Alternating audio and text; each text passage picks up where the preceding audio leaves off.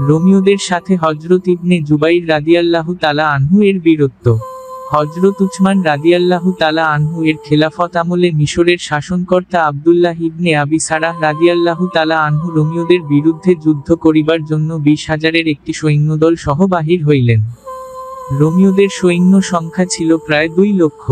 প্রচণ্ড যুদ্ধ হয়।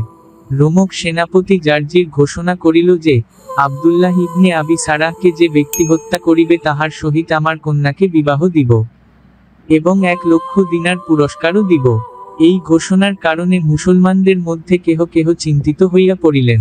হযরত আব্দুল্লাহ ইবনে জুবাইর রাদিয়াল্লাহু তাআলা আনহু জানিতে পারিয়া বলিলেন, চিন্তার কারণ নাই।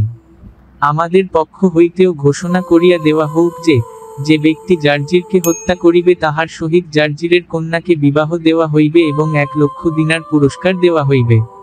উপরন্তু তাহাকে ওই সমস্ত শহরের আমিরও বানাইয়া দেওয়া হইবে। মোট কথা দীর্ঘ সময় পর্যন্ত লড়াই চলিতে থাকে।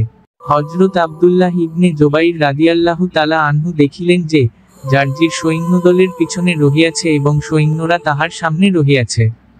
2 জন বাদী তাহাকে ময়ূরের পাখা দ্বারা ছায়াদান করিতেছে। তিনি অতর্কিতে সৈন্যদল হইতে সরিয়া একাকী যাইয়া তাহার উপর হামলা করিলেন। সে ভাবিতেছিল যে, এই লোকটি একা আসিতেছে, হয়তো কোনো সন্ধির খবর লইয়া আসিতেছে। কিন্তু তিনি সোজা নিকটে পৌঁছিয়া তাহার উপর হামলা করিয়া দিলেন এবং তরবারি দ্বারা শিরচ্ছেদ করিয়া বর্ষার মাথায় উঠাইয়া লইয়া আসিলেন। সবাই হতবাক হইয়া শুধু দেখিতে লাগিলেন। অতঃপর রোমীয় বাহিনী পরাজিত হলে ঘোষণা অনুযায়ী জার্জিরের কন্যার সহিত আব্দুল্লাহ ইবনে জুবাইর এর বিবাহ হয়ে গেল।